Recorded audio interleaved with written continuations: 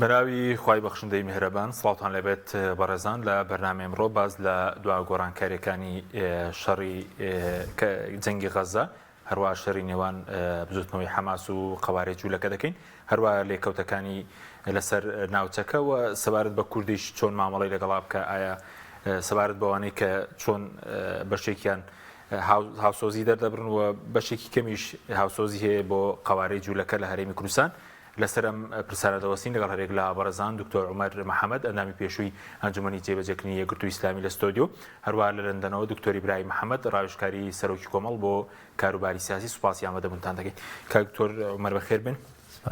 بەڕێستان ئەم جەنگە چۆن دەبینن و پێتان وایە ئەم جەنگە جارێکی کە دۆزی فەڵەستینی هێنایە پێشەوە کە لەمایە جۆرێک لەونبوون هەبوو لە دۆزی فەڵەستینی بەتایبەت ئاساییکردنەوەی پەیوەندی وڵاتانی عەرەبی لەگەڵ ئیسرائیل ئەم جەنگە یاخودە و کاری حەماس کردی دۆزەکەی هێنایە پێشەوە بە ناوی خوای بەخشندەی میهرەبان زۆر سپاس بۆ ئێوەی بەڕێز و خۆشەویست بێگومان ئەم ڕووداوە بەڕاستی لەسەر ئاستی هەموو جیهانەوە لەسەر ئاستی وڵاتانی ئیسلامی و عەرەبی بەتایبەتی یعنی ڕووداوێک بوو چاوەڕوان نەکراو بوو لە هەموو ڕووەکانەوە کە سەیری بکەی لە ڕووی تەکنیکیەوە لە ڕووی نهێنی ئەو خۆ ئامادەکردنەوە کە وەکو بازەکە حتا هەنێ لە قیاداتی حەماس خۆشیان ئاگیان لە وردەکاری ئەم هەنگاوە گەورە ئەم هەڵمەتە گەورەیە نەبووە لە ڕووی سەربازیەوە لە ڕووی ئازایەتی و جوامێری و گیانفیدایی و خۆبەخشی بەڕاستی و هەروەها لە ڕووی ڕاگررتنی هەموو ئەو توانە سەربازیانەی کە ئیسرائیل هەیبوو کە ئەو دیوارە بینیتان یعنی بەردەوام فڕۆکەی بێفڕاکەوان بەسەری ئەسپڕێتەوە بەردەوام چاودێری کامێرەی زیند و حرەکی ئەجوڵێ بەسەریەوە بەردەوام کامێرەی تری لە دوورەوە مراقبەی لەسرە لە هەمان کاتە ئەو دیوارە کە بە درێژایی نزیکی 40 کیلۆمەتر بە دەوری قیتاعی غەزا کراوە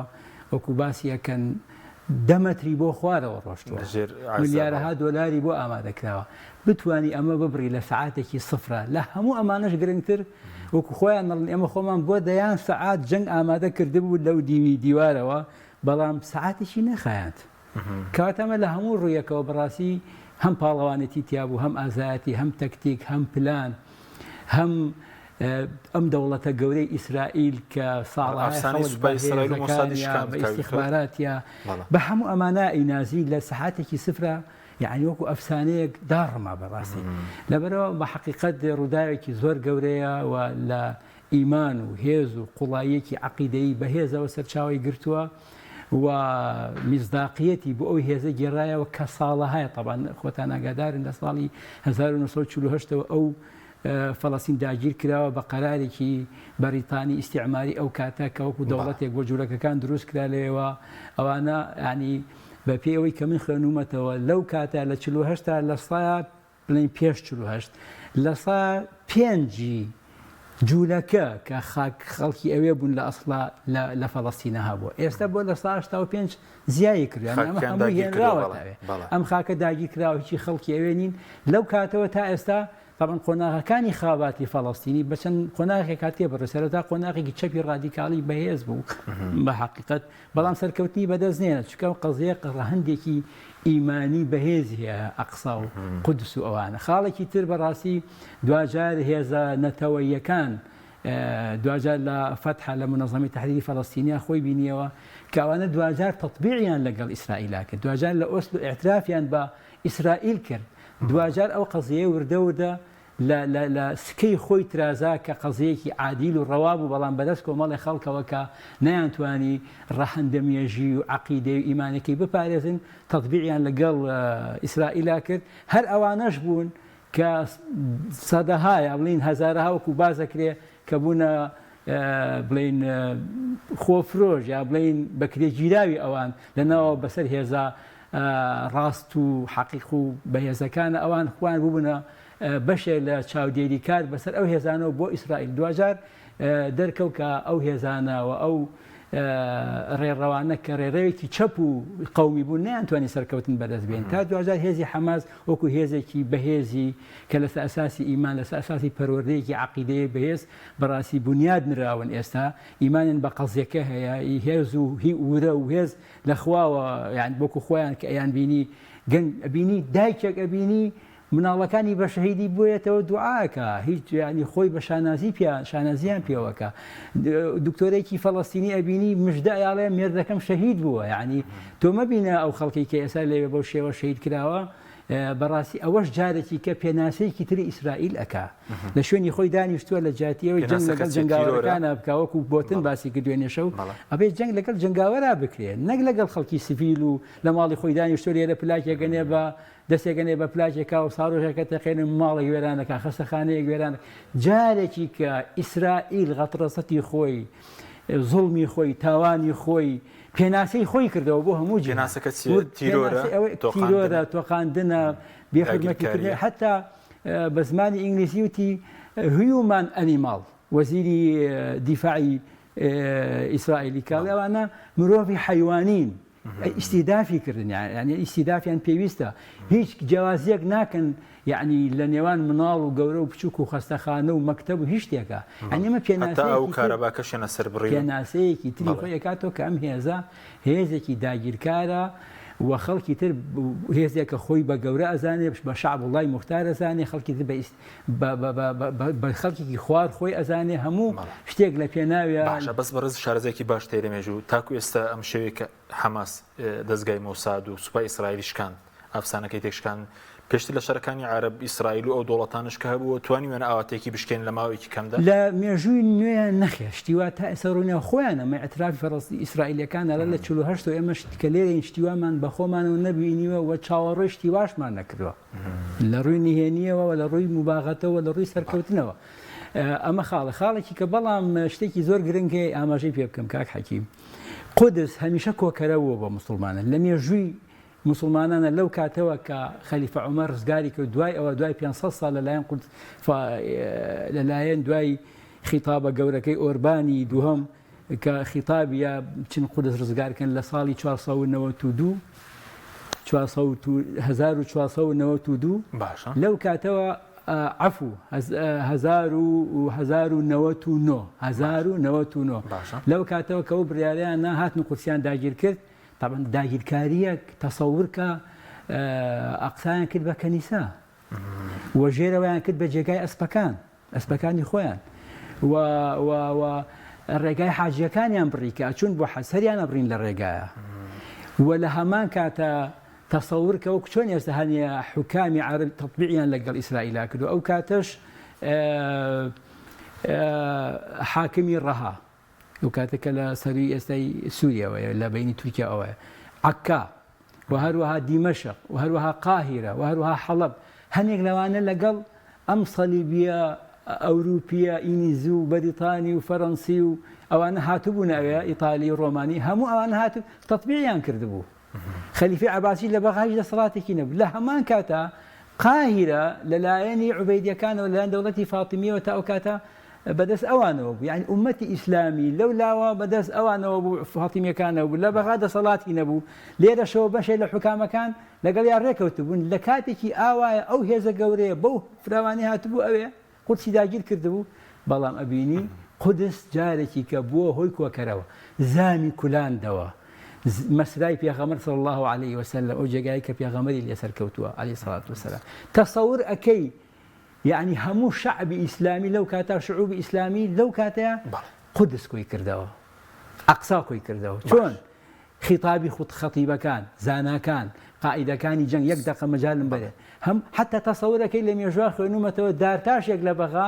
مینبەرێ دروستەکە ئەڵێ بۆ ئەو کەسەی قودس ڕزگارەکە هیوام وایە ئەم مینبەرەی من بەرن لەوێ خوتبەکەی لەسەر بخوێنەوە صلاح الدین ئەیوبی لە کاتێکە طبعا بەپێی ئەو مێژووی کە نووسراوە سەلیبیەکان لە ملیۆنێک مسلمانەوە بۆ 3 ملیۆنیان لەو چەند جەنگەی سەلیبیەکانە کوشتووە لە چ کاتێکە ئەمە لە کاتێکە دیمەشق 150,000 کەس بووە ئەین تەسەور کە 3 ملیۆن خەڵک بۆ ئەو کاتێ مقارەتەن بە ئێستا چەند زۆر بووە ئەو زامانە ئەو کوشتنانە ئەو خەتڕەسەیە حاڵەتی ئیسلامی زیینوو کردەوە پیاوێکی وەکو سەلاح الدین گەنجێک دروسە بێ جاری وایە 30 ڕۆژ خواردن ناخوا تا ئەگاتەوەی بە 12,000 سەربازی ئازاو دلێرەوە قودس ڕزگارەکە یەکەم جار داوای سوڵحیان لێیە کە ئامادەنین جەنگەکەن سەرکەوتن بەدەستێنەوە بەس ئەم خاڵە زۆر گرنگە لەبەرەوە هەمیشە قودس کۆمان دەکاتەوە. دێمە خزمەت کاک دکتۆر سوپاس دەکەین. کاک دکتۆر ئیبراهیم جەنابیش بەخێر بێی. سەرتاگەر لەوە دەست پێ بکەین سەرۆکی کۆمەڵی دادگەری لەو ماوەیە دوو پەیامی هەبووە. هۆکارەکەی چیە کە دوو پەیامتان هەبووە لەسەر جەنگی غەزە و ئەو خەباتەی ئێستا بەرگریکارە فەڵەستینیەکان دەیکەن و لە سۆشیال میدیاژ لەوانەیە کە دەسەڵات ڕەخنە هەبوو لەسەر ئەو هاوسۆزەی کە دەبدرێت یاخود ئەو پشتیوانەی کە هەیە. بەنای خۆی بەخشندی میهرەبان زۆر سپاس بۆ بەڕێز کاک حەکیم بۆ میوانە بەڕێزەکەتان بۆ بینەرانی کەناڵی ئاسمانی پەیام. ئەڵبەتە ئەو دوو پەیامی بەڕێز مامۆستا سەعیدی باپیر سەرۆکی کۆمەڵی دادگەری هەڵقوڵاوە لە بەرپرسیارەتیە کە بەرپرسیارەتی بوونە، یعنی بەرپرسیارەتێکە کە ئەو کاتێک کە تۆ هەیت هەڵوەستێکی دروست هەیە یعنی بوونت هەیە لەسەر ئەرزی واقعەوە کۆمەڵێک کاریگەری خۆت پیشانی ئەو خەڵکە ئەدەی کە ئێمە کێ نوێنەرایەتی کوردەکە و کۆ چۆن ئەتوانیت مەسەلەن هەڵوەستێکی ڕاست و دروست پیشانی ئەو چواردەوری خۆت بدەیت کە ئەم بابەتە کە ئێستا دەگوزارێت لە غەزە لەبەنی زانیزم و بەرەبەری غەزە مامۆستا عەلیپیر لە پەیامی دومیشامی ئاماژە پێکردووە هەم بوعدێکی مرۆڤ دۆستی هەیە، بوعدێکی کوردایەتی هەیە و بوعدێکی دیریشی هەیە. بوعدە مرۆڤ دۆستیەکەی ئەوەیە کە ئەم هەر کەسێک مرۆڤ دۆست بێ دەزانێت کە کوشتنی خەڵکی بێتاوان لە غەزە بۆ شێوازە دڕندانی کە دەبینی دەبێت بێتە دەنگ لەسەری، دەبێت پشتگیری بکات، دەبێت بزانێت کە چۆن هەڵوەستێکی مرۆڤ دۆستان دەنوێنێت. وەکو کوردایەتیش بەڕاستی ئێمە کوردێک مەزلومین، کورد بەردەوام لە دوای سایکس بیکۆ و هەتاوەکو ئێستا ئێمە خەباتەکەین بۆی کەوا بگەین بە ئازادەکانی خۆمان، بگەین بەوەی کەوا کیانێک و قەوارێکی سیاسی خۆمانمان هەبێت. ئەمە بۆ کورد زۆر نمونەیەکی باش پیشانی بدایە کە فعلەن ئێمەش لەگەڵ ئەو مەزلومەتی خەڵکی غەزە و خەڵکی فەڵەستیندان کەوان بێدەوڵەتن ئێستا و لە ڕووی دینی مامۆستا عەلیپیر خۆشی جوان لە پەیامی دومیشە باسی کردووە کە ئەم بابەتە بابەتێکی دینیە، یعنی دووەم ڕووگەی مسلمانان، یەکەم ڕێگەی مسلمانان و کە لە دوای سابووە دووەم ڕووگەت، چونکە لە سەرەتاوە مسلمانان ڕویان کردوتە ئەقسا نوێژیان کردووە، پاش ئەنجا ڕویان کردوتە کەعبە نوێژ کراوە. کابەتە ئەمە پێگە و مەکانەتێکی ئاینی هەیە و ئەم قودسە لە خاڵێکی هابەشن هەموو مسلمانان مامۆستا عەلیپیر باسی کردووە. لەبەرەوە بۆ تۆ ناتوان لە ڕووی مرۆڤ دۆستیەوە ئەگەر ناتوان لە ڕووی دینیەوە هاوبەشی پشتگیری بۆ ئەم قضیە دەربڕیت لە ڕووی مرۆڤ دۆستیەوە دەری ببڕە. ئەگەر ئەو کورد و مرۆڤ دۆستی نادەریمە ئەو کورد دەری ببڕە، یعنی تۆ ئەبعادی زۆرە بۆی کا پشتگیرم ئەمە بکەوە. هەروەها مامۆستا عەلیپیر زۆر جوان بە دوو خاڵی سەرەکی ئەم کێشەی قسەی بەرشەوە ئێمە کە کاتێک پشتگیری غەزە ئەکەین، پشتگیری خەڵکی مەزلومی فەڵەستینی ئەکەین، لەگەڵ ئەوەدا ئیسرائیل جوولەکە گەلی جوولەکە نەگە ئیسرائیل جیاوازە لەگەڵ گەلی جوولەکە وەکو نەتەوە وەکو ئەوەی کە هەن مافی خۆیانە کە ئەوان ئیرادەی قەوارە دەوڵەتی خوان هەیە، بەڵام نەک لەسەر حسابی خەڵکی تر و لەسەر ئەرزی خەڵکی تر بە شێوازێکی تر. بەڵام خەڵکی فەڵەستینیش کە ئێستا بێ دەوڵەتن، دەوڵەتەکە ساحەبی ئەوان بۆ ئێستاوان پەراگەندە بن و مامۆستا عەلیپیر دەڵێ، یعنی یەکشی خۆش وەرە هەرچی جوولەکە هەیە لە هەموو دەوڵەتانە کۆکرایەوە لە ئیسرائیلە. واتە ئەگەر ئێستا سێر بکەی ئەو جوولەکانی کە لەناو ئیسرائیل ئێستا تەنها لە خەڵکی فەڵەستین نین، ئەسڵی فەڵەستینین، یەکێ لە نایجیریا هاتووە، یەکێ لە جەزایر هاتووە، یەکێ لە کوردستان ڕۆیشتووە، ئەگەر لە ئەوروپا و هەمووی کۆکراوەتەوە لەوێ، یعنی کۆکەرەوەی هەموو جوولەکەکانی گیان لەسەر خاکی فەڵەستینیەکان. بەڵام فەڵەستینەکان بەعکسەوە پەراگەندەی دەوڵەتان بوون. ئێستا فەڵەستینەکان لە میسر هەن، لە ئوردون هەن، لە سووریا هەن، لە عێراق هەن، لە تورکیا هەن، یعنی کەوابێتە ئەوان پەراگەندە بوونەتەوە، ئەمانیش شوێنیان گوتونەتەوە. لەبەرەوە ئەم پەراگەندەی خەڵکە وەکو مامۆستا عەلیپیریش زۆر جوان ئاماژەی پێ کردووە کە نابێت خەڵکی فەڵەستینی پەراگەندە بکرێن و خاکان دەوڵەتێکی ڕەگز پەرستیۆک و قەوارەی جوولەکە لەسەر بینا، قەوارەی زانسمی لەسەر بینا بکرێن. ئەم بابەتانە بۆ کۆمەڵ، بۆ مامۆستا عەلی باپیر سەنگی مەحەکە، بۆ مامۆستا عەلی باپیر مەبدەئە بنەمایە. ئەمە بەس تەنها وەکو کارێکی سیاسی و وەکو ئیستیغلالکردنی مەوقیعێک نییە، بابەتێک نییە. ئەم بابەتێکە هەڵقوڵاوی بیر و باوەڕی مامۆستا عەلی باپیرە، بیر و باوەڕی سەرۆکی کۆمەڵە کە ڕەنگداوەتە لەسەر هەڵوەستەکانی کۆمەڵی دادگەریش. بۆی مامۆستا عەلی باپیر ئەگەر دوو بەیاننامە و پەیامی تر پێویستکە بڵاوی دەکاتەوە، ئەگەر زیاتر پێویستکە بڵاوی دەکاتەوە. ئێمە لەو ڕوانگەیەوە کە ئەم قەزەیەکی ئاسان نییە کاک حەکیم لە سەراسی خۆڕڵاتی ناوەڕاست ڕوەدات، ئەمە قەزەی ئەمڕۆژ نییە. لە پەیامێکە مامۆستا عەلی باپیر ئامان زۆر جان باش ئاماژە بکرد کە ئەمە سەرڕێژبوونە لەسەر ئەو هەموو زوڵم و مستەمەی کە لە خەڵکی فەڵەستین کراوە. ئاخر تۆ وەرە لە 48ەوە کە دەوڵەتەکان دامەزراوە، پێش 48 ئەمانە هەر تا ئێستامیان لە خەڵکی فەڵەستین کردووە. لەو کاتەوە هەتاوەکو ئێستا چەندین بڕیاری نێودەوڵەتی دەرچووە لە ساڵحی فەڵەستینیەکان یەک بڕیاری جوولەکە جێبەجێ نەکردووە. باشە بە زۆکو لێکچوون هەیە لە بینی کێشەی ئێمە وەکو کورد وەکو کێشەکە لەگەڵ دۆزە فەڵەستینیەکەش خاڵیەوە بەشمان هەیە جگەل لە ڕەوانگەی ئیسلامیەکە کە وەکو قودس وەکو موسڵمانێتی وەکو ئاماژەم پێگرکە حەکیمی ئێمە 100 ساڵە زیاد لە 100 ساڵ ئێمە خەباتەکەین بۆی کەوا قوارێکی سیاسیمان هەبێت دوای ئەوەیەوە ئەم دەوڵەتی نەوتەوە کە دروست بوو لە خۆڕاتی ناوەڕاست و ئەم خەریتەیە کە ئێستا خۆڕاتی ناوەڕاستی لەسەر بینا کراوەتەوە و ئێمە ژۆک و کووردا بەشکە بەسەر 4 دەوڵەتە و وامان لێکرا کە قوارەیەکی سیاسی خۆمانمان پێ ڕەوانە بیردا لەو کاتەوە خەباتێکی کە دەوڵەتمان هەبێت خەڵکی فەڵەستینیش لە 100 ساڵە خەبات دەکەن بۆی کەوان دەوڵەتێکی خۆیان هەبێت و ئیعترافیان پێ ناکەن دەوڵەتیان هەبوو دەوڵەتەکان ئێستا زەوتکردن لەلایەن قوارەی زانیاری بۆرەوە ئەم خاڵێکی مشتەرەکە لە نێوان ئێمە و فەڵەستینەکانە خاڵی مشتەرەکمانەوەیە کە ئێمە ناوچەی خۆڕاتی ناوەڕاست داین موسڵمانین دۆزەکەمان نزیکە لە یەکەوە و هەروەها خۆڕاتی ناوەڕاست حەزەکەمەوە بزانیت بەبێ چارەسەرکردنی کێشەی فەڵەستین و کێشەی کورد و کێشەی فەڵەستین بە نەبوونی دەوڵەت ئاشتی بەخۆیەوە نابینێت 100 جار وڵاتی یەکگرتووەکانی ئەمریکا هێز بێنێت بەریتانیا هێز بنێرێت فەڕەنسا پشگیریان بکە دابەشی وڵاتەکان بکەن ئەگەر بێتون لە ناوچەی خۆڕاتی ناوەڕاستە ئەم دوو کێشەیە چارەسەر نەکرێت ئەم خۆڕاتی ناوەڕاستە ئاشتی و ئارامی بەخۆیەوە نابینێت چونکە هەم لەسەر ئاستی کۆمەلگای نێودەوڵەتی و هەم لەسەر ئاستی ناوچەیش ئەمە قبول نەکراوە کە تۆ دوو قەزێک گرنگ لە ناوچەی خۆڕاتی ناوەڕاست چارەسەر نەکرێت بۆیە دەگەڕەمەوە سەر خاڵێکی تر حەزەکەمەوە ئاماژە پێ بکەم مامۆستا پێر لە پەیامەکەیە پەیامی دووەمیە زۆر باشە لە بڕیاری ئەنجومەنی ئاسایش چەندین جارە قوارەی زایۆنیزم پێشەری ئەکات زیاد لە 100 جاریش 200 جاریش لە هاوپەیمانەکانی ئیسرائیل لە ناو ئەنجومەنی ئاسایشە بڕیاری ڤیتۆیان بەکارهێناوە حەقی نەقزیان بەکارهێناوە بۆ بڵێن هەڵوەشاندنەوەی و برانانەی ئەنجومەنی ئاسایش کە لە دژی ئیسرائیل یا لە ساڵحی فەڵەستینیەکانن لەوانەش گەڕێ ئەو ئیتفاقانەی کە مامۆستا پێر باسی کردووە کە چەندین ئیتفاقات کراوە لە نێوان فەڵەستینیەکان و ئیسرائیلەکان پابند نەبوون پێیەوە یعنی وەرە اتفاقی ئۆسلۆ لە ساڵی 1993 باس بکە وکە مەسەلەن ئەمان ئیعتراف بە ئیسرائیل بکەن وانە دەوڵەتێک بە فەڵەستیندا بمەجێت و ئیعترافی پێ بکەن کوانێ سەرەکە ئەو خەریتانی کە هەنکە لە کاتێکە کە ئیسرائیل لە وڵاتە و دەوڵەت نەبوو هەتاوەکو سەرکە ئێستا بە تەواوەتی یەکلا بۆتەوە بۆ ئیسرائیل بۆ قوارەی جوولەکە یعنی تۆ ئەم بابەتانە بابەتێکی گرنگن کە هەتاوەکو ئێستا خەڵک ئەمە زۆر ئەبێ ئاگای لەمە بێ خەڵکی ئەم بە ئامانجگرتنی مامۆستا عەلی باپیرە بە تەشهیر و ناوڕەزاندن و ئەم شتانە بابەتێکن کە بەڕاستی جێگەی ئەسەفە کە خەڵکێکی ستەملێکرا و نەتەوەیەکی ستەملێکرا و وابکە کە لێکە لە ناو نەتەوەکەی خۆیان بەرگری لەستە لێکراوە بکات دژی وەستنەوە جێگەی دەستخۆشی بێت پشگیری بکرێت و پێشگیری و دۆزە بکرێت بە پێچەوانەوە دەیبینی باشە بەس وەکو بڵێن وەکو دەسەڵات وەکو کورد بەگشتی دەبێت چۆن ماوەڵەکە لەگەڵام کێشەیە لەسم پێش بەنامەکە لە دوانی پەرلەمانتارێکم خوێندەوە کە باس دەوەکێک کە لە سنوورێکی دیاری کرا و داوای لە مامۆسایان کراوە کە باسی مامۆسایانی ئاینی باسی ئەم جەنگە هەر نەشکن دەبێت چۆن مامەڵی لەگەڵا بکرێت بە کورتی بێ سوپاس دەکەم دوای دێمەوە خزمەت وڵای حەزەکەم لە ناو کورد و دەسەڵاتی کوردیا شتێک نەبێت ناو دەسەڵاتی عەرەبیەکاندا هەیە هەموو دەسەڵاتی عەرەبیەکان لەگەڵ ڕۆژئاوان لەگەڵ وڵاتی یەکگرتووەکانی ئەمریکا لەگەڵ سیاسەتیان بەچەوانە بەعکسیشەوە شەعبەکان و گەلەکەی لەگەڵ دڵی لەگەڵ خەڵکی فەڵەستینایە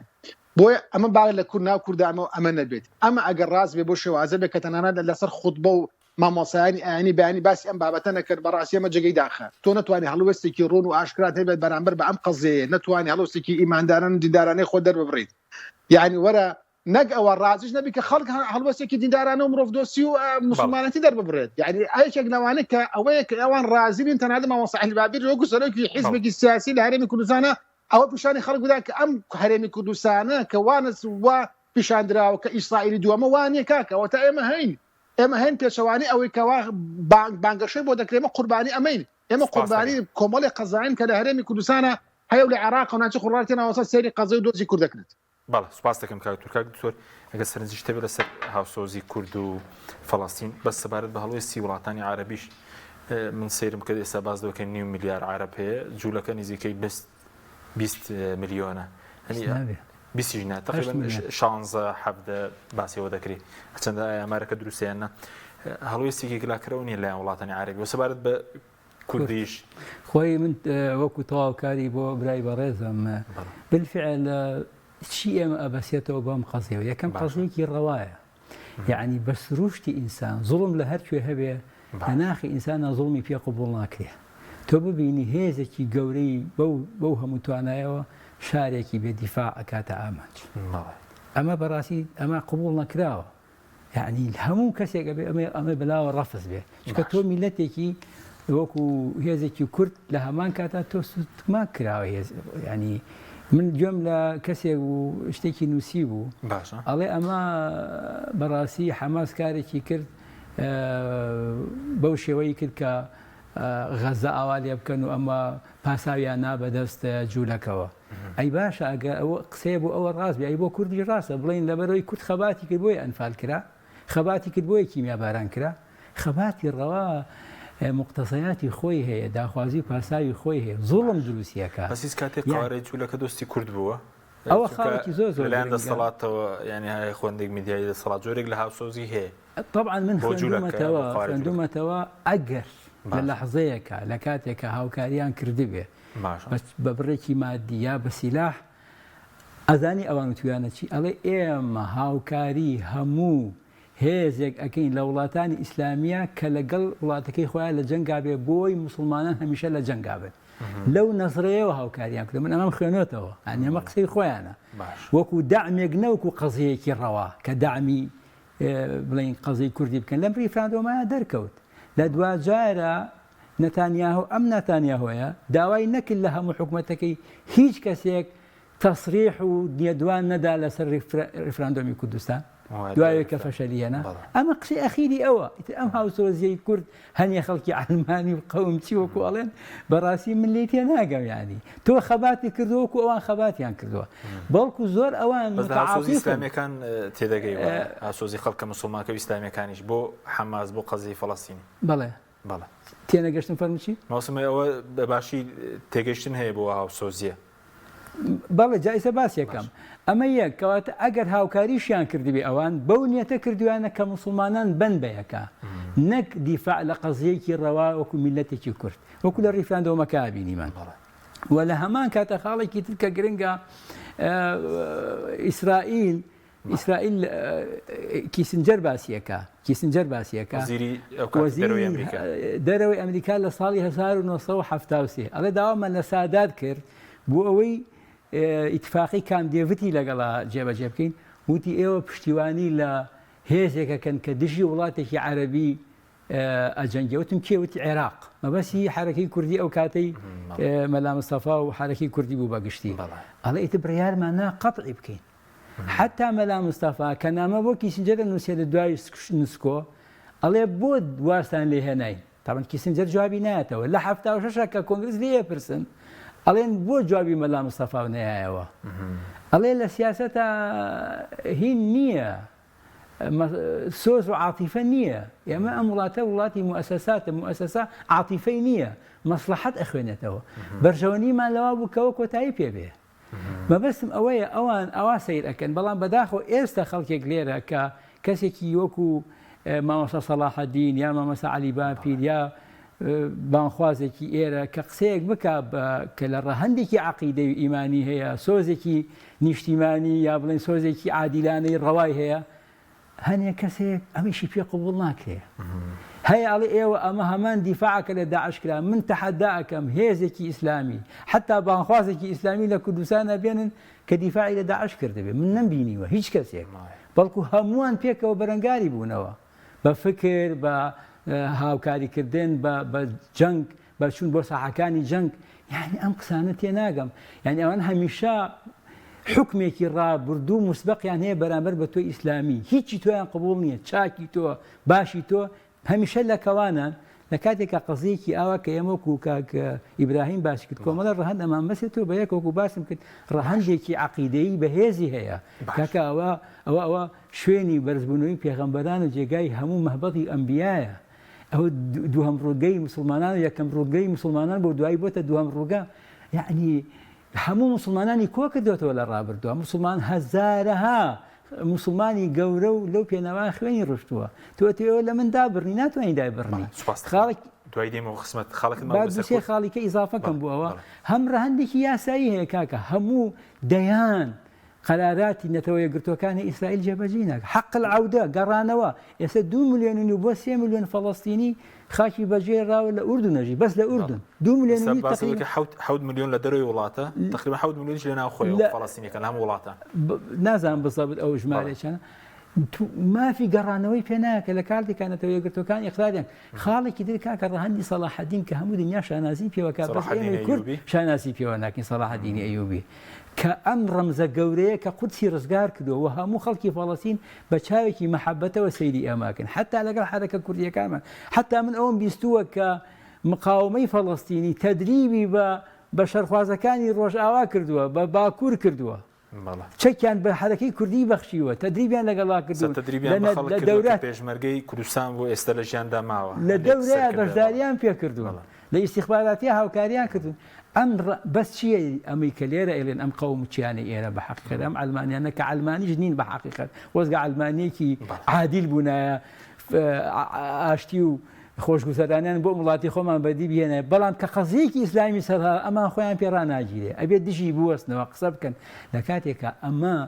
دوجار کاک حەکیم ئەم قەزیەیە بەڕاستی ڕەهەندی زۆر گەورەی هەیە بۆ دنیای ئیسلام یعنی حەزەکە مەگە مەجالم بیتیە حەزەکەی بە دوای دێمەوە خزمەتە لەسەرەوەی دێمەوە خزمەت کاک دکتۆر ئیبراهیم سەبارەت بە ئەگەر شتێک نابێ لەسەر کورد و بڵێن یاخود لەسەر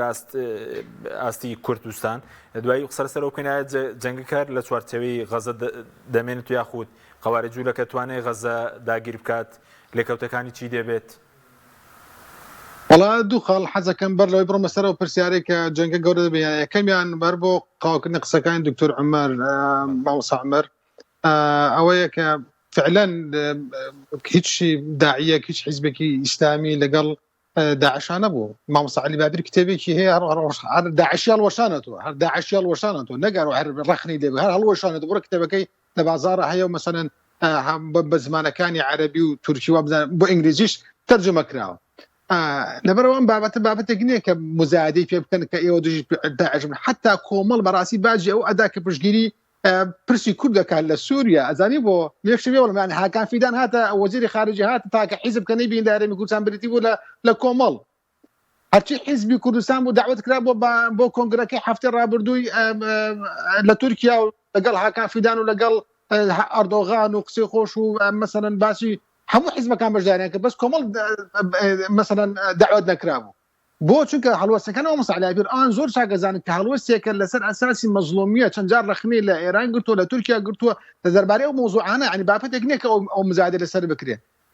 و خاڵێکی تریش حەزەکەم ئەوە بزانێت کە مامۆستا عەلی بابیر لە پەیامێکی مەژەی پێکرد کوشتنی ژن و مناڵ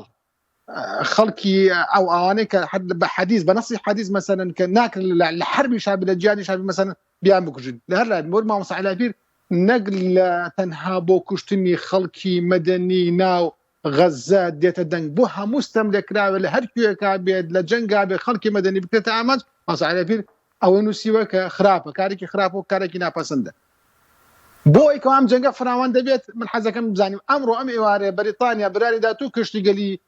بەحری خۆی بدەنە بۆ ئیسرائیل و هەروەها یارمەتی جەویان بدات کۆمەڵ لەم بابەتانە کە وای لێ هاتووە کە ئێستا پرسیارەکە ئەوەیە فعلا باشە ئیسرائیل خۆی چەک و جەبەخانەی نییە تائیرەی نییە اینجا خۆ لە بەحرە هجووم نەکراوە دەسەر ئیسرائیل ئەی باشە بۆچی هەموو کەشتی گەلێ دەڕواتە نزیکی پشگیری ئیسرائیلەکەن خۆ ئێستا هەرچی چەک ینی ئێستا ئەوەی کە دەبینین ئەو هەموو ئاگربارانی کە غەزە ئەکرێت تۆزێکی تر دەستن کە ئیسرائیل یعنی چەکینەوەی بەکاری بێنی هەموو تەختی عەرزەکە کاتو هەر کاتە سوتماک هاتنە مێزانە چی ئەگەین هاتنە مێزانە تاوەکو سا وەڵامێکی ڕوون نییە بۆ محللینی سیاسی لەم بابەتە یعنی وڵاتی یەکگرتوەکانی ئەمریکا بۆ چەک و جەبەخانەیەکی دێنێتە نزیکیەوە دەکاتەوە بۆچی مەسەلەن بەریتانیا بۆچی مەسەلەن ئەڵمانیا مەسەلەن درۆنی بۆ دەنێرێت ئەمە چەندین سینارۆ یەکێ لەو سینەوەرانە ئەوەیە کە فعلا لەوە ئەترسن کە ئاڕایشان گەیاندووە کە دەوڵەتانی تر تەدەخل ئەم بابەتە نەکەن و ببێتە ڕەدعێک بووان کە نێنە ناو ئەم بابەتەوە بە تایبەتی تورکیا و ئێران بەڕاستەوە خۆی و سووریا و او مثلا ليمن او العراق او يا لبنان او تداخلين بابا تبكرتو كشكل قورن بيتو بو اگر هاتو سيناريو دومي اگر هاتو تشني قوربو او كاتا باساني بتوان كنترول بكن خالك يتر اويا كفعلا دبي امر برشاي بقرين وي خطاب كان نتنياهو بايدن او دوله ثانيه كبالبشتيجي تواوي اسرائيل كان باز لو كان كشرن تنال قال غزه ولا قال حماس شايلنا وغزه بودا نويت تحديد السنوري جغرافيا كيف كان بوي كوا بتواتي زخت كان سرعو كتاي بن بلام لكاتك غزه تواوبو براسي بو كتاينات تكوان سركوتو جنگ دبنو كاتا كسركوتو جنگ دبن لروي معنى لروي مادي ومعنوي او كاتا داي غوران كاري تركات چونکە جنگێکی گەورەی وا ئەگەر کۆتایی بێ بە نەمانی حەماس بە تەختکردنی غەزە ئەو کات چواتایەک بۆ میسر دەمێنێتەوە چواتایەک بۆ سعودیە و چواتایەک بۆ تورکیا و تەنانەت بۆ ئێران و بۆ عێراق و هیچ نامێنێتەوە لەبەرەوەم پێم وایە ئەم بابەتە ئەگەر بێتە هۆی ئەوەی کەوا ئیسرائیل زۆر زەخت بکاتە سەر غەزە دەوڵەتانی تر جەن نام بابەتەوە ئەگەر هاتن ناو بابەتەکە و کاتێک شەڕەکە لە شەڕێکی سنووردارە بۆ دەگەڕێ بۆ شەڕێکی ئیقلیمی کە بابەتەکە ڕەهندێکی نەدەوڵەتیش وەردەگرێ و کاتانە چونکە رووسیا زۆر پێی خۆشە دەڵێت سیاسەتی شکست خواردی وڵاتی یەکگرتووەکانی ئەمریکا ناوچە خۆڕاتی ناوەڕاستە ئەمەی بەرهێمێناوە تابەتە ئەو سیاسەتێکی تازە دەبێت لە ناوچەی خۆڕاتی ناوەڕاست دەبێت سیاسەتێکی شکست خواردوو نەبێت بۆیە رووسیا لە ناو سووریا لە پاڵی ئیسرائیلایە ئەنی ئەومە لەبیر نەچێت ئەو لە ناوچەی خۆڕاتی ناوەڕاستە خاوەن بەرژەوەندیە بۆیە کە کاتێک گۆڕانکاری تەواو لە ناو خۆڕاتی ناوەڕاستە بێتە ئاراوە ئەو کاتە بەرژەوەندەکانی رووسیا دەبێت لە بەرچاو بگیرێت ئابەتە رووسیا دەبێت قسەی هەبێت رووسیا ئەو شەڕێک کە دەیکات لە ئۆکرانیا بۆ ئەوەی لەسەر ئاسینیا و دەوڵەتی بڵێ منیش ئەبێ بڕیار بەدەستی جیهان بم خاوەن بەرژەوەندی بووم لە داڕشتنەوەی بەرژەوەندەکانی خۆڕاتی ناوەڕاست و ئیفریقیا و دەوڵەتانی تریشدا هاوپشت بوونم هەبێت تەنها وڵاتی یەکگرتووەکانی ئەمریکا نەبێت و ئەوەش سەلمێنراوە بە عەمەلی ئێستا بە شەڕی ئۆکرانیا بە شەڕی غەزە و بە شەڕی خواروی ئیفریقیا و دەوڵەتانی ئیفریقا کە بوونی وە لە یەمەن و لە سووریا کە تەنها وڵاتی یەکگرتووەکانی ئەمریکانێک کە ئێستا حکم بەسەر جیهانی خۆڕاتی ناوەڕاست داکەوە بگرە جیهانی بڵێم خۆڕاتی ناوەڕاست ئێستا هاوپەیمانەکانی وڵاتی یەکگرتووەکانی ئەمریکا ئەوانەی کە هاوپەیمانین ئێستا پرسیاران بۆ دروست بۆچی وڵاتی یەکگرتووەکانی ئەمریکا ئاوا مامەڵە لەگەڵ هاوپەیمانەکانی خۆی داکا بەڵێ ئێستا بە قووەت و بە هێزێکی گەورە پشتگیری ئیسرائیلەکە بەڵام سەرکە ئێران لە ناو عێراقا لە وڵاتی یەکگرتووەکانی ئەمریکا بردوێتەوە هەرچیان کە نایانتوانین حوسەکانی یەمەن بە ئاراستەیەکی درابرن هەرچیان کە نایانتوانین سووریا لە لابن هەرچەند پشتگیری ڕوخانی بەشار ئەسەدیان کرد بە هەموو ڕۆژهەڵاتەوە بەڵێ سوپاس دەکەم دکتۆر دێمەوە خزمەتت کاکتۆر عومەر ویست باسیەوە کە کەم ڕەهەندە لایەنێکی ئەوشی لە خۆگرتووە لە چ ڕوانگەی ویست باسی بکەی ینی هەندێکی وڵاتانی عەرەبیشی هەیە ئیسلامیشی هەیە ئەم شەڕێی کە ئێستا حەماس نوێنەرایەتی دەکات باسم لەوە کرد کە ئەم جەنگە بەم شێوەیە کە ئێستا دروست بووە لە چەند ڕوویەک ئەبێ ئەمە سەیری بکەین ڕووی هەموو خەڵکی ئیسلامخوازی هەموو دنیا خەڵکی موسڵمان بەگشتی بە هەموو جیاوازیەکانیانەوە ئەمانە ئینتیمای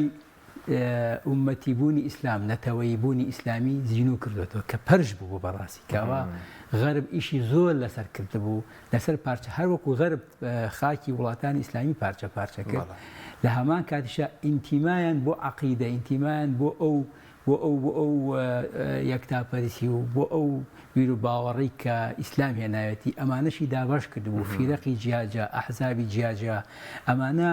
وای کردبوو کە دابڕانێکی تری فکری داڕەبڕانێکی تری حتا تعامل لەگەڵ یەکە دروستی کردبوو بەڵام ئەم حاڵەتی کە ئێستا دروست بووە ئومێدێکی بەخشیوەتەوە بە گەلانی ئیسلامی بەگشتی هەمووان دەکات حەماس ناڵێن وێنەرایەتێکە بەڵام مادەم ئەمانە خەڵکانێکی بەو شێوەیە ئازا سەرکەوتوو خۆیەک لاکەرەوە کە ئەڵێ قەرارەکە قەرارێکی فەڵەستینی بووە تەنفیزێکی حەماسی خۆیان بۆ لەگەڵ سەرای قودس و ئەوانیکەیە پێکەوە ئەمەیان کردووە حتا ئێران نەفیەکە کە ئاگایان لەوە بوو ئەمریکانی بە دوای بەڵگا گەڕان کەڵێ بەڵگەیەکمان دەست نەکەوتووە هیچ کەس یعنی ئەمە خۆی بۆ خۆی گەر ئێمە سێری مێژووی ئیسلامی بکەین خوای گەورە و میهرەبان هەمیشە سەرکەوتنەکانی لە کاتی لاوازیە ئەنێرێ حتا خوای گەورە کە باسی بەدرەکە ئەفەرمێ وەلەقەد نەسەڕەکم الله ببەدر وأنتم ئەذلە یعنی لە کاتێکی زۆر لاوازی و داماویە بوون خوا سەری خستن یان کە باسی تاڵوت و جالوتەکە چەند جار خەڵکی لێجیاوە 4 جار تا وكم من فئة قليلة غلبت فئة كثيرة يا صلاح الدين كأبين بچاي خۆمان بە 12,000 کەسەوە توانی ئەو سوپا گەورەی هەموو ئەوروپا ببەزێنێ و دەریان بکا و بە شێوەیەکی زۆر پڕ لە سەماحەت و ئەوە خاڵێکی تری گرنگ کە لە هەموو کاتە لە شەڕی قەتسا ئەوەی بڵێن عینجالوت کۆمەڵە خەڵکی موسڵمان کاتێک کە تەتار هاتن زۆر کەم بوون یانی لە چاو جەنگی لە چاو تەتارەکانە بەڵام ئەم کۆمەڵە کەمە توانیان سەرکەوتن بەدەست ئێستا ژەمانە بەڕاستی ئومێدێکی تری زیینوو کردوێتەوە چونکە کەک حەکیم ئەگە مەجالم بیتی حاڵەتی ئیسلامی بەگشتی باشە لە تەواوی جیهانی ئیسلامیە لە حاڵەتێکی بوونبەست هەیە یعنی دوای بەهاری عەرەبی دوای ئەوەی کە لە میسرا ئەو هەموو بە ئینتیخابات بە شێوەیەکی مەدەنی سەرکەوتنیان بەدەستێنا دوجار ئەنجامەکەی سجن و شەهید بوون و ئێستا هەمویان لە سجنا گیراوە ئەگە بڵین ئەمان زۆر لیان نەزانی خۆ تونس باشترین ڕێگای گرتەبەر ئیستیدامی نەکرد دەنگیدا بە سەبسی دەنگیدا بە قەیس ئێستا سەرۆکی پەرلەمانەکەیان لە سجنایە ئەمە حربی کاکە ئەمە حربی کە لەگەڵ ئیسلام و ئیسلامیە ئەکرێ حربی عەقیدە و ئیمانە حتا بلینکن کە دوێنێ هاو ئەمڕۆ بوو ئەڵێ من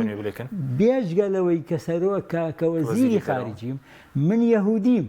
ئەوە چی تێدایە؟ ئەوەی تێدایە کە ئەم جەنگە جەنگی عەقیدە و ئیمانە من پشتیوانی لە تۆەکەم وەکو یەهودیەک وەکو خاوەنی ئیمانێک پشتیوانی لێ یەکەم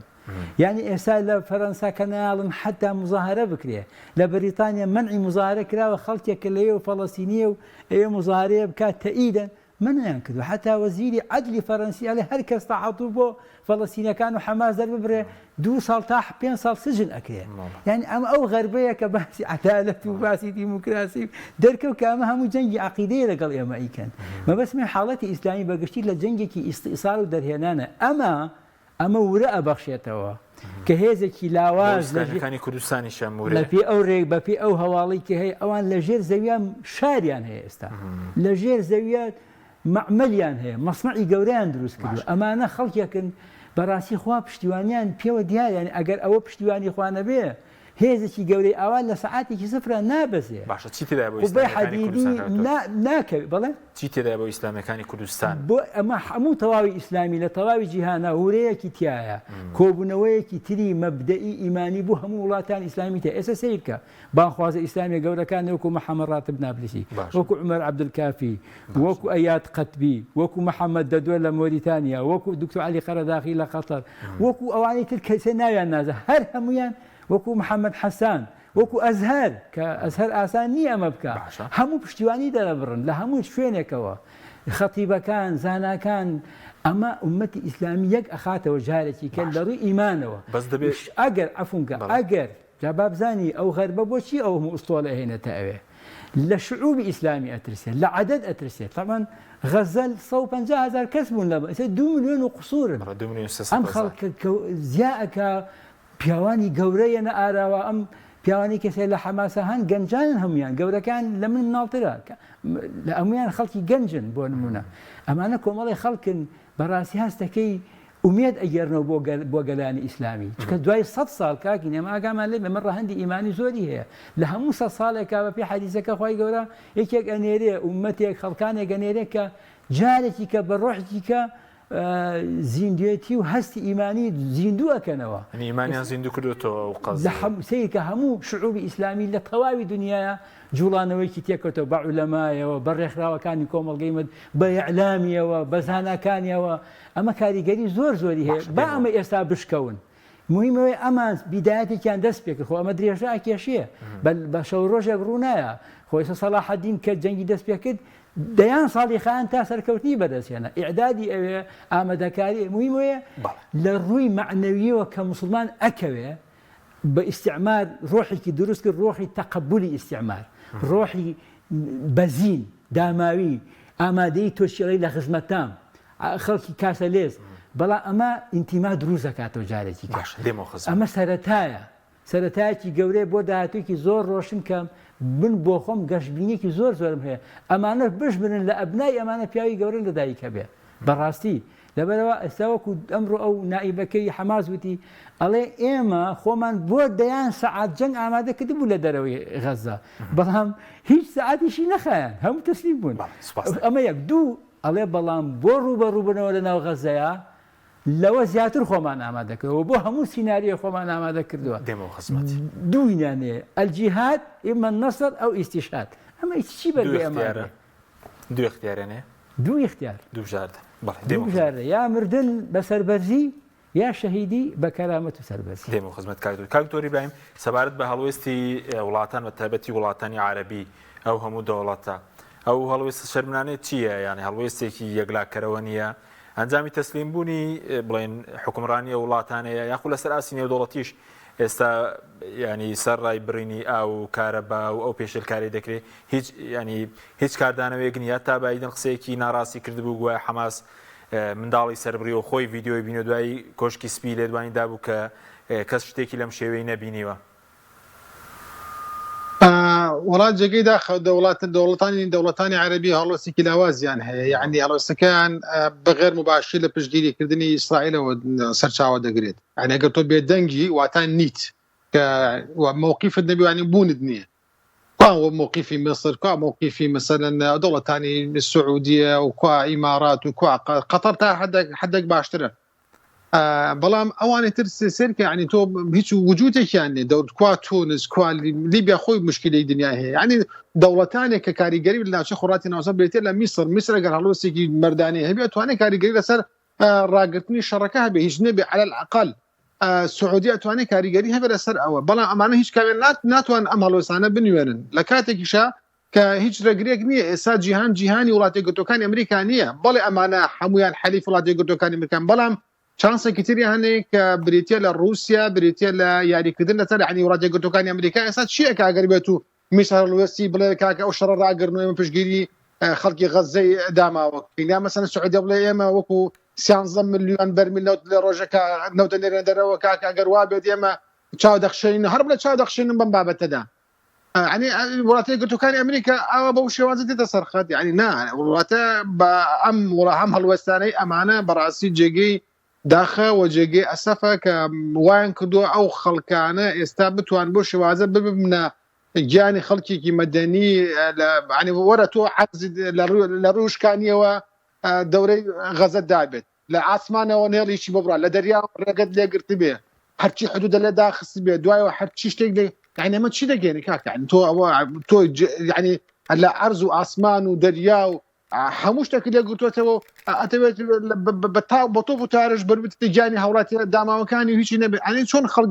درباري امس تم ذكراوي كخلقي فلسطين اتوانه بدنگ به اگر بيتو پشگیری کری ولاتی توکانی امریکا و اسرائیل نبی بنا راسته خود ناوچه خونا پیش ام بابتانه پیش ام وضعانه هم يعني ويسيان كلا قال اسرائيل على عقد دابني انا وتشاق بيتو وبروشي سلام واشتي ناوچه خوراتي انا وراس وسان بكر بلان بابتاته سالن امان غزه كانوا حماس ميتك داو انا ايما بابو خما باشي دادني شنو لجال هيش فشاركي حولاتاني خما ندبو انه غزه بابتك نبو كيما برژەوەندی گشتی وڵاتەکە خۆمان تێدا بخێنە مەترسیەوە بەڵێ ئەی وەکو ڕوانگە مافی مرۆڤیەکە و ئەو قسەی بایدنیش ئەو قسە ناڕاستەی کردبوو ینی مافی مرۆڤ ئەوەی بەڵێ فەرموو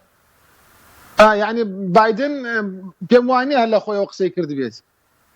چونکە تۆ کاتێکا قسە دەکەی گفتوگویەک دەکەی هەموو دەوڵەتان گوێت لێگرن دوای لە بەیاننامەیەکی کۆشکی سپیا بڵاوی دەکەیتەوە مەگەر ڕۆشنبیرەکان ببینن أنا سر عاسي جيهاني سوا زاننا لحماسة كان شو الخلق منالا سر بريوه دعايا واندلن هيك ما فيريفاي نكرا واتا تصديق بجراز نكرا وتامانه كشتوا روي دايب لنا كحماس واي كردي بيت هرچند وكوتم اما جاي خرابه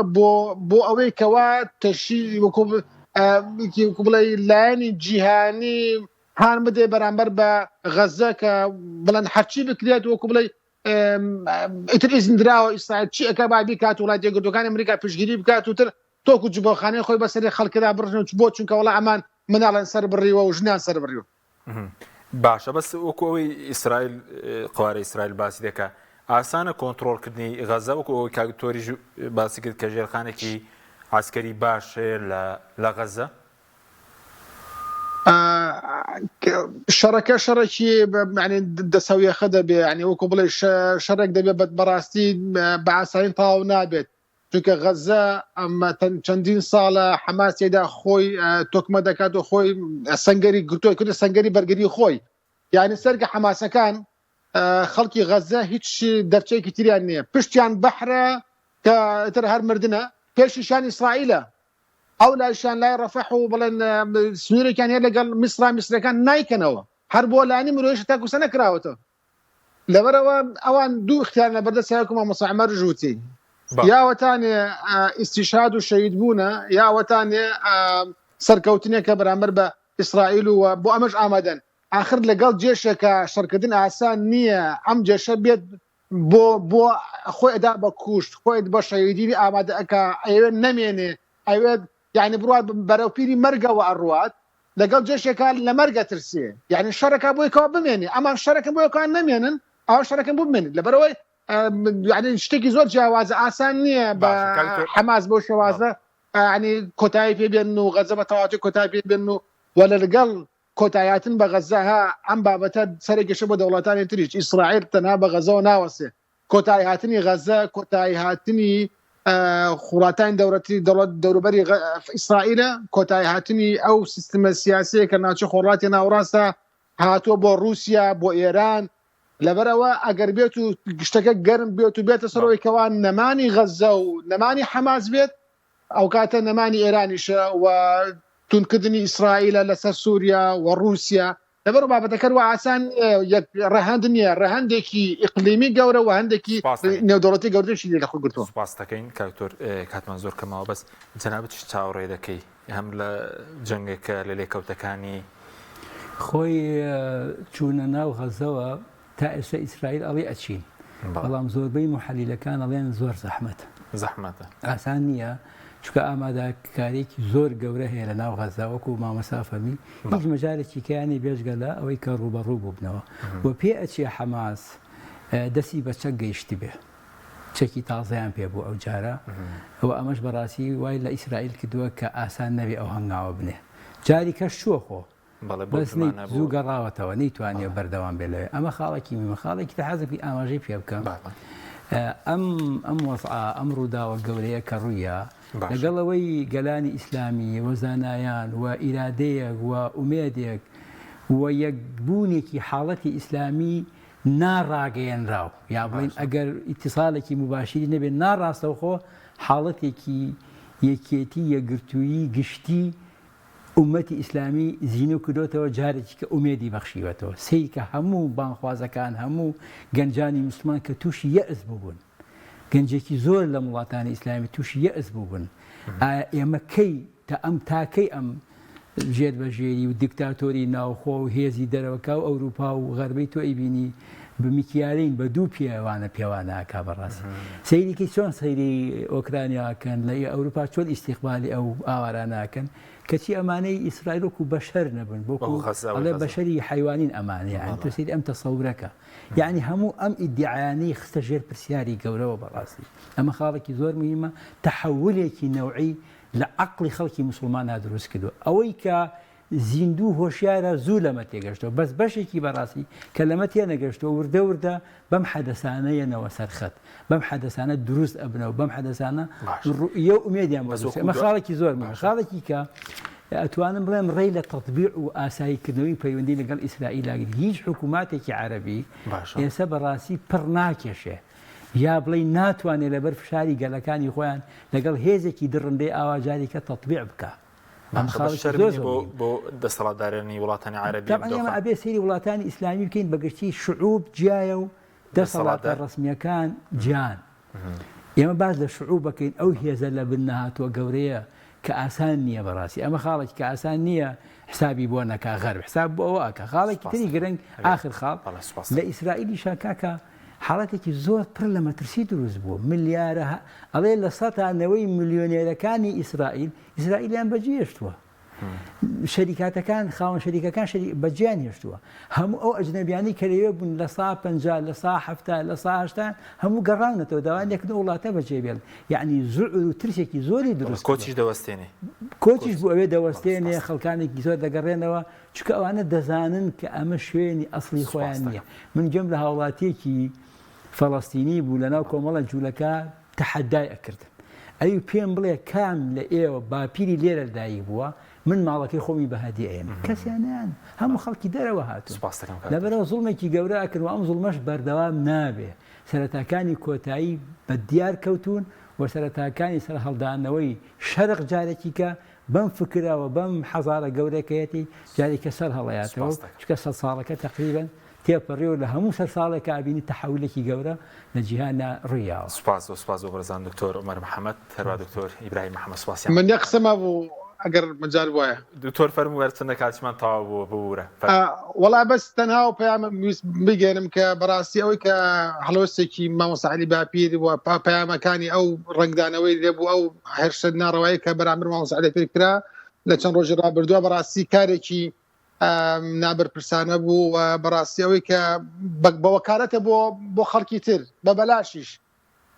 واش نەزانێت ئەو هێرش و شتانە وا دەکرد کە مامۆستا عەلی باپیر لە هەڵوێستەکان و پەیامەکانی وە پێشگیرکردنی خەڵکی سێم لە کراوی غەزە و خەڵکی توێنی تر بۆسێ بەڵکو بەردەوامەوە و ئەو شتەش بۆ هەموو کوردێک بۆ هەموو لایەنێک بۆ هەموو خەڵکی سێم لەکراو بەردەوام دەبێت. سوپاسان دەکەم سوپاس بۆ بینەرانی بەڕێز سوپاس بۆ هاوکارانم خواتان لەگەڵ.